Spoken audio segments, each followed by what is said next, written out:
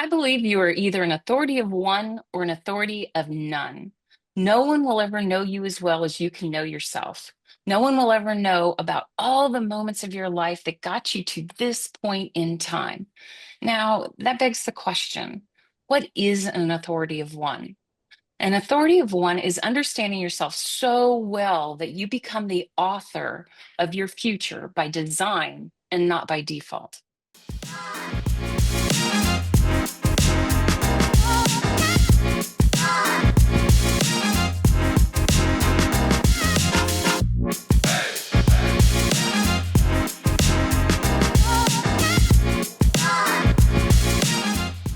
My name is Candace Fitzpatrick, founder of CoreClarity, and I came to this realization in 2003 when I first took the StrengthsFinder assessment, and I was challenged to figure out how to teach all the more than 33 million sets of results. I created a proprietary framework that divides the assessment's 34 talents into 4 different quadrants. And I noticed that people with the same mix of quadrants showed distinct patterns. And I came up with a concept we call the CoreDrill, which is determined by where your top 5 core talents fall in those CoreClarity quadrants. You may not know about your talents at this point, and you may not know some of the terms we're going to use today, but you can click on the links in the description of this program to get up to speed. A lot has changed since 2003, including the assessment name, which is now CliftonStrengths in honor of its creator, Don Clifton. What hasn't changed is that once people know their top 5 talents and their corresponding core drill, it's like flipping on a switch from default mode to design mode. Joining me today are Neeki Bey and Michele Metzler, 2 of our CoreClarity facilitators. Hi, Candace. We're bringing you people who've had massive success designing their futures intentionally. And our focus today is going to be on the core drill we call Pace Setter, where a person has talents in the magenta mobilize and orange energize quadrants. One of the things that I love about the core clarity core drills is the unique insights that help each one of us describe who we are at our core. The core drills are the circles that you see on our backgrounds. You can see that I'm a trailblazer and Candace, the founder, is a thought rocket. Now I'm going to kick it over to my colleague, Michele, who is a super driver. Thanks, Neeki. Thanks, Candace. Our guest journey is one of resilience, self-discovery, and the power of leaning into her natural strengths. Struggling with dyslexia and an audio processing disorder, she often felt like an outsider in traditional learning environments, misunderstood and frustrated by expectations that didn't align with how she processed information. Early in her career, she found herself in roles that drained her rather than energized her, reinforcing a sense of failure. But everything changed when she discovered CoreClarity and realized she had been operating outside her natural talents.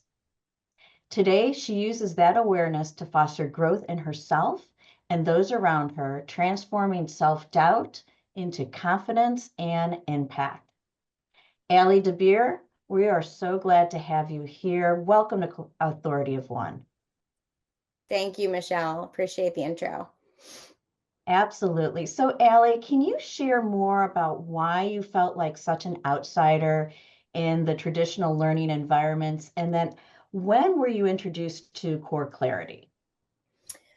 Yeah, I think in terms of your first question, the education system is designed a certain way, especially in public schools, growing up in Texas. And so the way that I learned later through the CoreClarity work was the traditional model didn't really work for how I should be learning based on my strengths. And so most of from like elementary school all the way through high school, I was always in tutoring.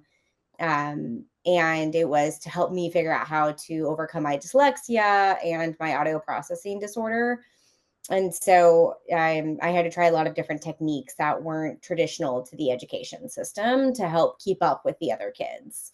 And so that was always not only embarrassing when I was younger, but a struggle because I was always spending extra time in tutoring throughout my career or throughout my education.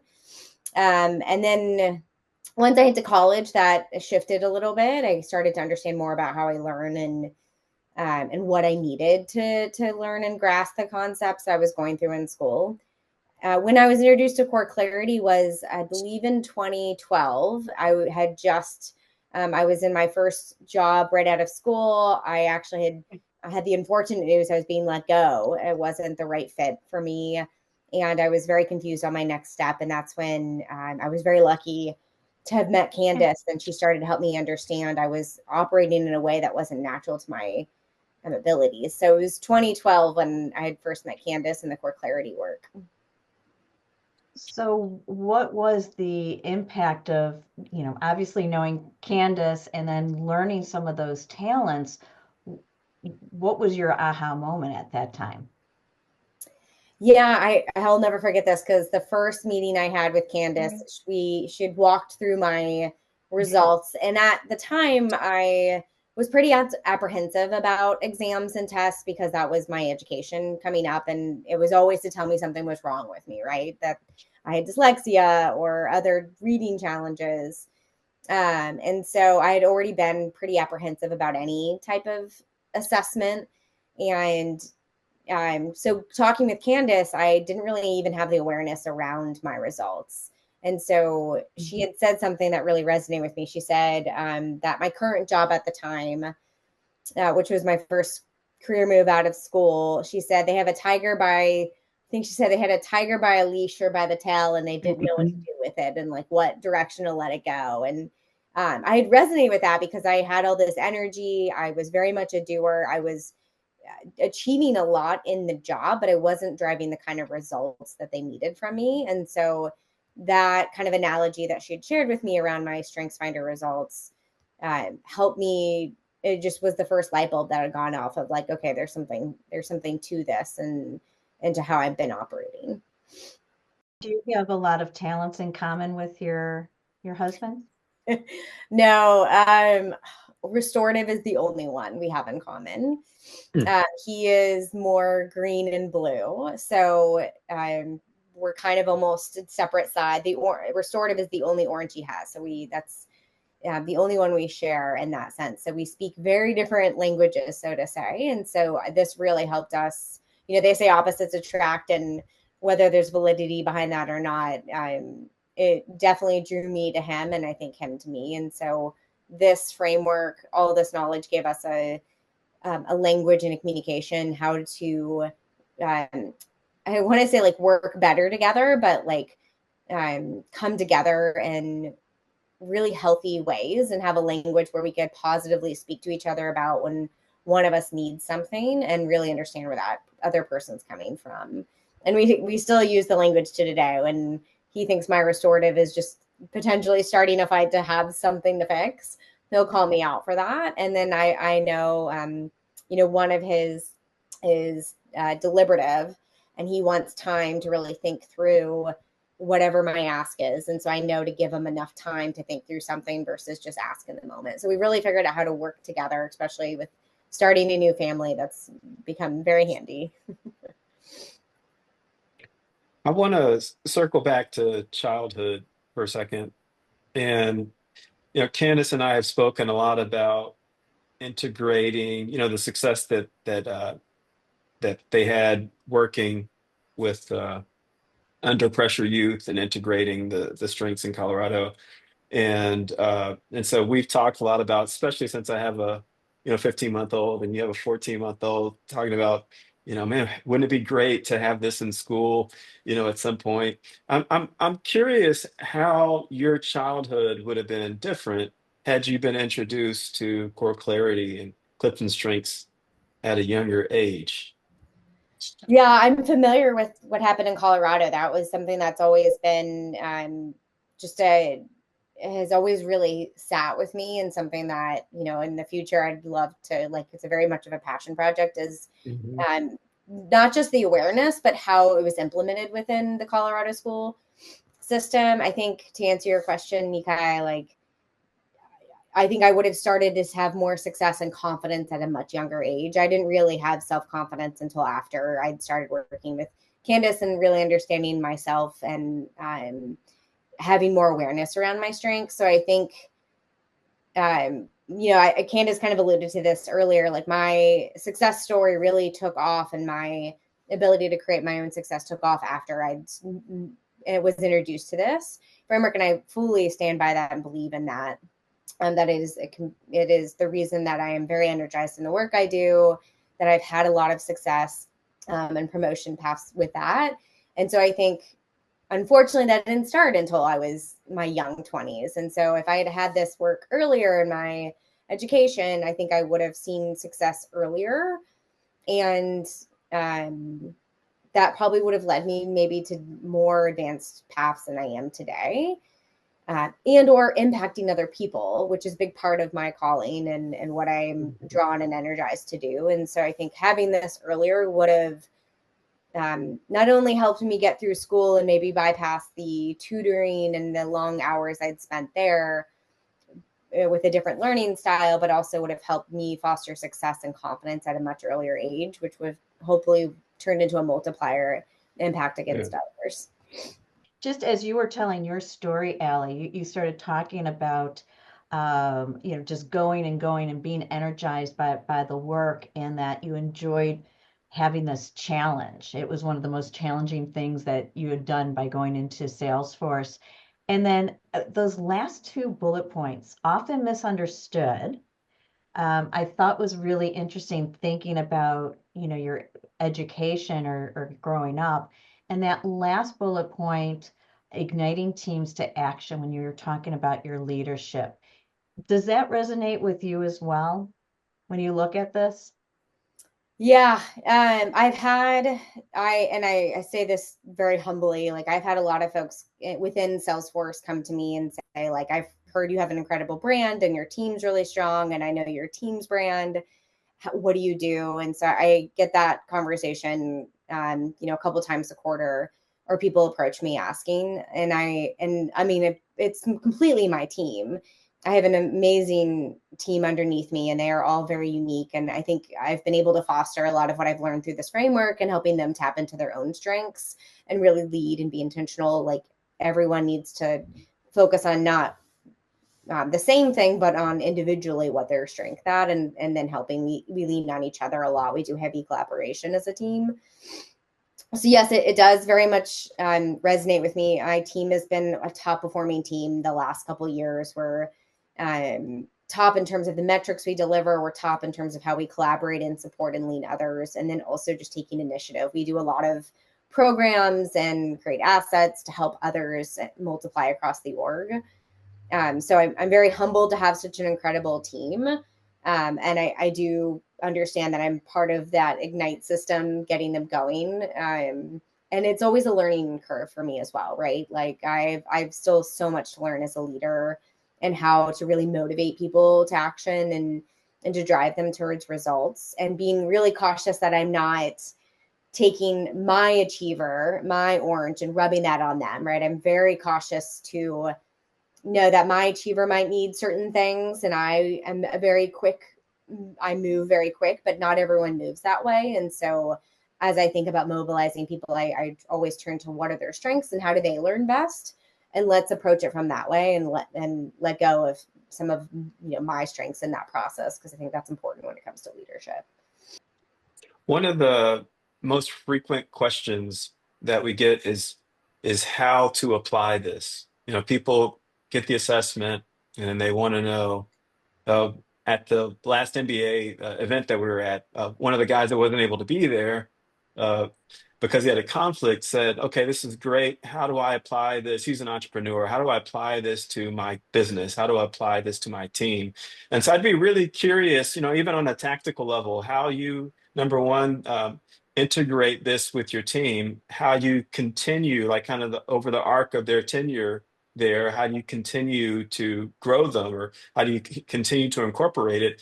And then thirdly, what if there are opportunities that don't currently exist within the CoreClarity framework? Are there things, particularly with this developer talent that you have, are there things that you wish might exist? Or do you see areas for potential growth even within the framework? So I'll answer it based on like from the lens that I look at and from my strengths, right? So what tactically worked for me in terms of like executing and making like applying this in my day-to-day life. Some of that hopefully will apply for others.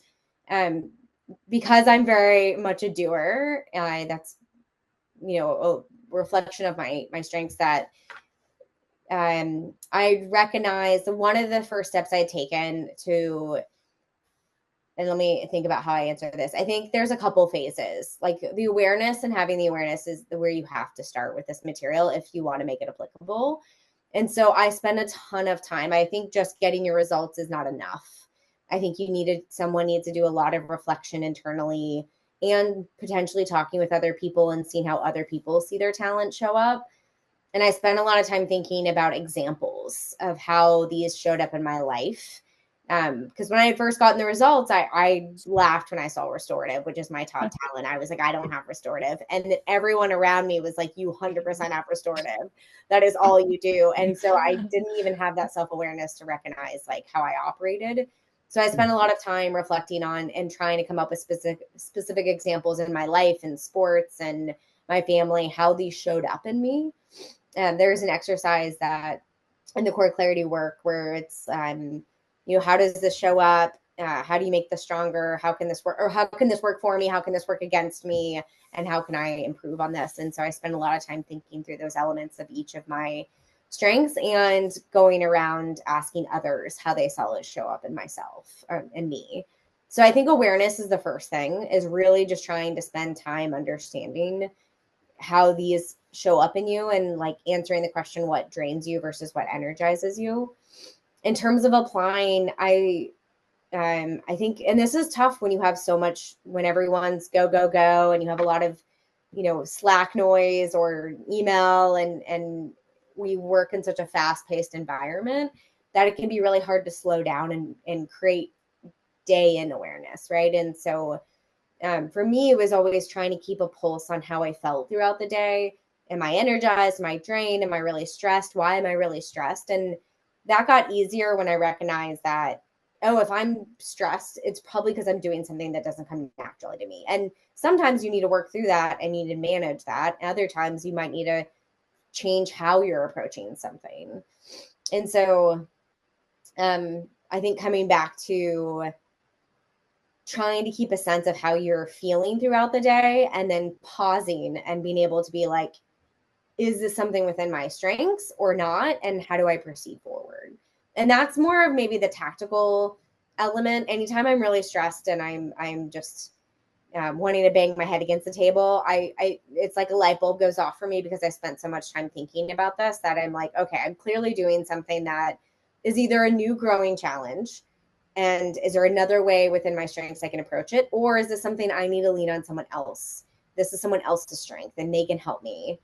And so that like light bulb moment or that pause effect, I think came because I spent so much time thinking through this. I read a lot of the Gallup work and the books, and that helped with kind of creating what I'm going to call these like pause effects, where I'm able to just have that awareness in the moment. Another tactical thing, I had the core drills and the talents always in front of me. Like I had them taped on my desk. And so it forced me every day to think about it and keep it top of mind and be intentional.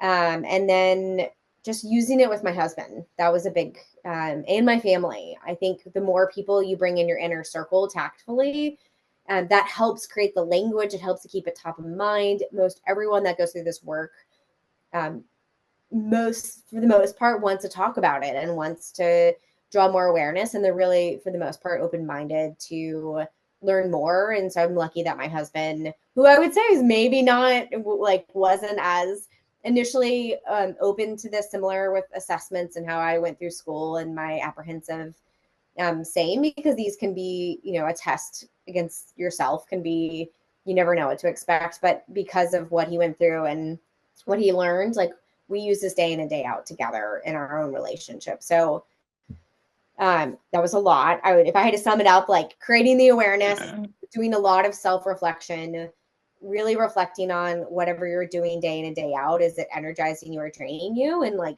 do you need to find someone else to lean on, or do you need to change how you're doing something? And then the last is creating a community of folks around you and their awareness of themselves and your strengths is a big part of it. So very long-winded answer, but those are some of the tactical things.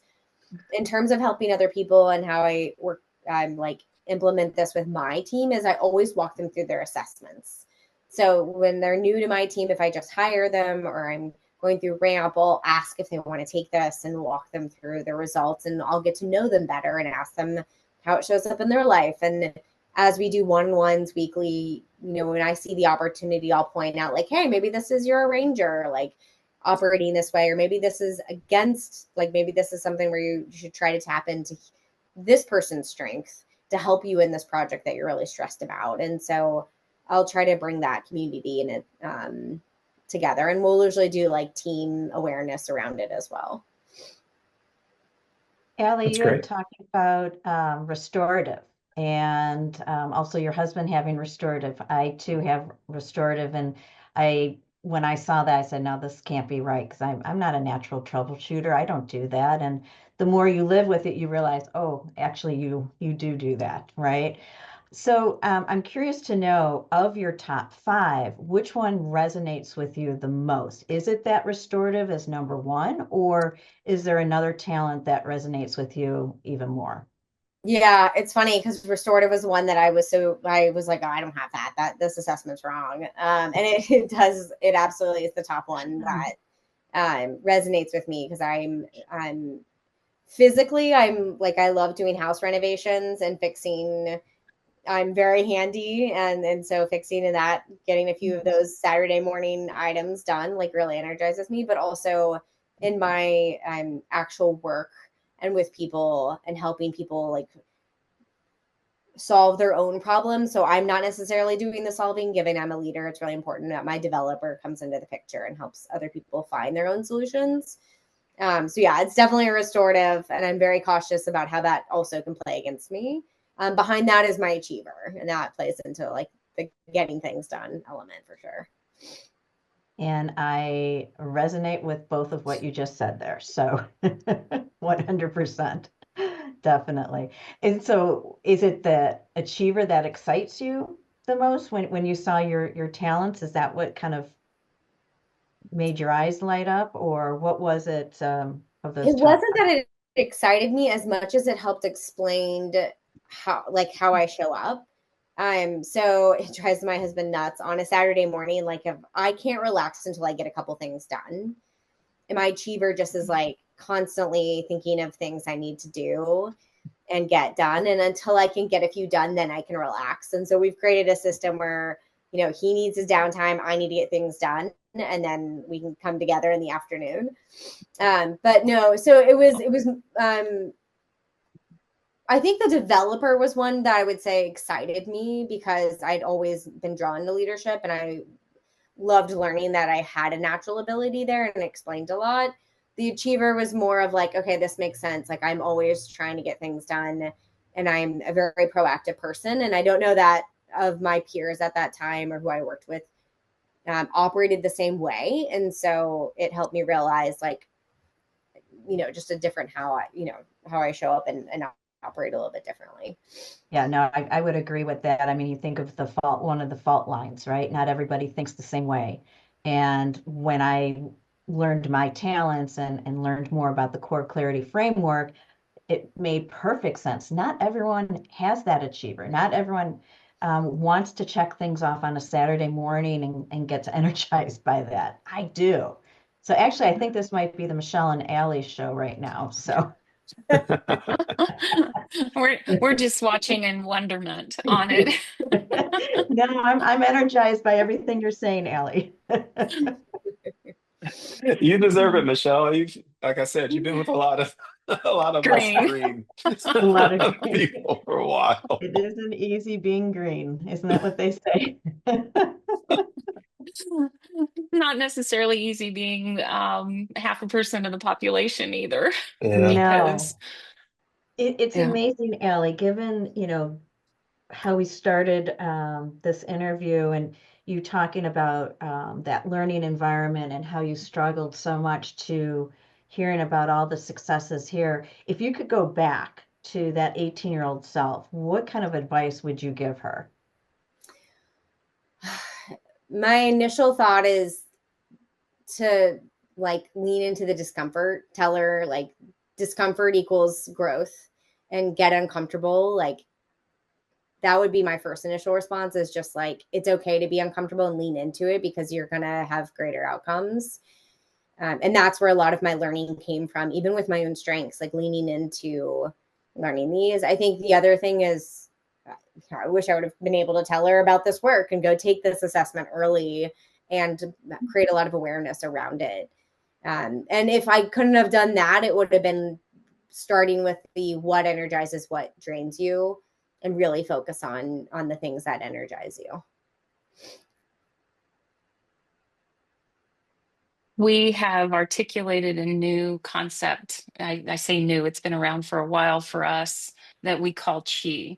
Chi, CHI, is the word that they use in Eastern philosophy about the energy that is in everything. And we use the acronym CHI, though, for C, clarity of core, which you did. You absolutely got so clear about who you were at your core, and you studied it. As I said, you did the work. You looked at for the examples in your life so that you could share those with people. And then H is honesty with self. This is what I'm really great at. This is where I need help. This is you know that delineation of what you are great and what you are there to do. But the I piece of it, and this is the piece I think a lot of people fall down on, is intentionality. You have intentionally made sure that you are using your talents on a daily basis, and your pace setter, to take your dreams and take them to beyond where anyone could have imagined, right?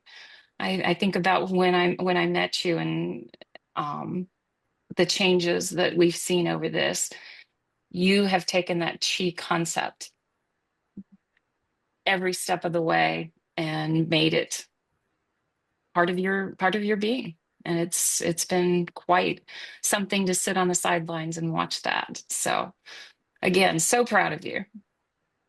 I appreciate that, Candace. Well, I can't tell you how grateful I am for the work and everything, and the opportunity that you've given me, and just all the work that CoreClarity is doing is really the reason why I'm where I'm at today, and why I'm not just successful, but I'm incredibly like love what I do every day, day in and day out.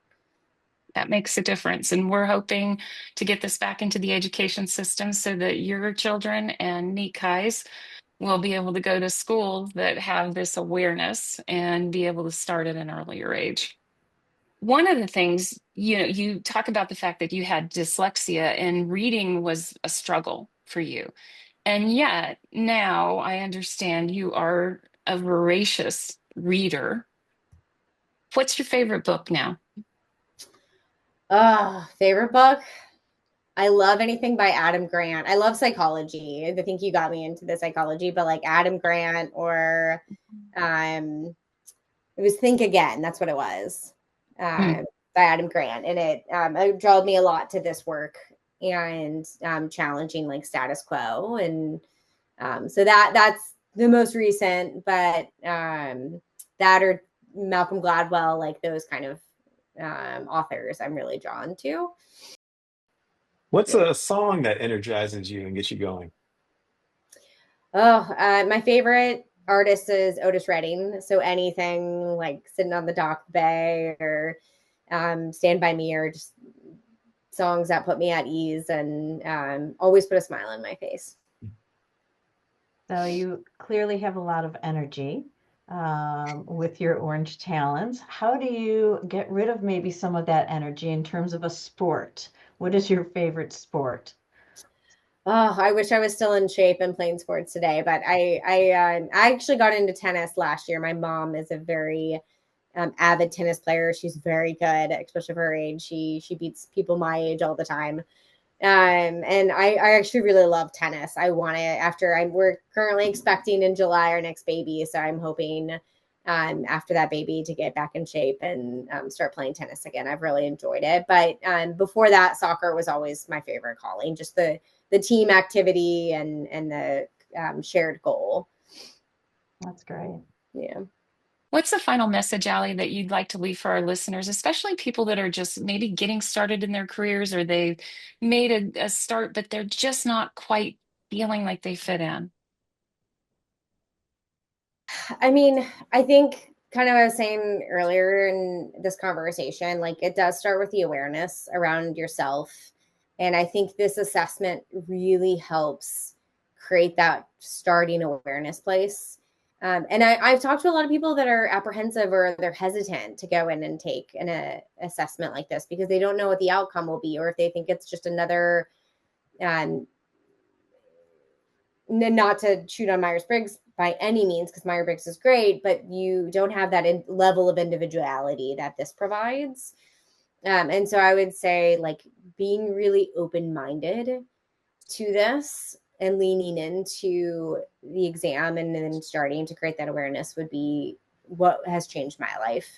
And so I think because of that, like being really open-minded in not just the assessment and your own awareness of who you are, but open-minded towards where other people are coming from. Is probably my key takeaway. It's a big part of my value set is just knowing we're all coming from different lenses. We all vote different ways. We all have different opinions about where we're going and how we get there. And I think the key element is the more empathetic we are about where people are coming from and trying to understand what lens they're looking from, the more we're going to be able to come together and be collaborative, and we're going to create a stronger future for our families and our lives. But without that open-mindedness, if we're one-way thinking, if we're not trying to understand where other people are coming from, it's going to be a struggle. So I think my big takeaway, not just from all this work, but it is a big part of my value system, is really trying to just lead with open-mindedness and who we interact with. I love that. Ali, thank you so much for taking time out today to share your story. It just is, hearing from your beginnings and that resilience that you had, and then the clarity of learning about your strengths and hearing about your success now is just so inspiring. So if anybody would like to connect with you and learn more, where should they go? Yeah, LinkedIn is probably the easiest place to just message me. I always say, like, message me something personally before accepting. So I know I get a lot of applicant folks that try to accept me. So always include a message and allude to CoreClarity or the Strengths Finder results. And always happy to connect. Wonderful. Thanks, Ali. Thank you so much. Thank you. Please hit the like button and comment below what resonated for you from our guest story. To help unlock the mystery of your history, click the link below. And that is Authority of One, shattering the myths that other people tell us about ourselves so that we can clearly see ourselves for who we truly are.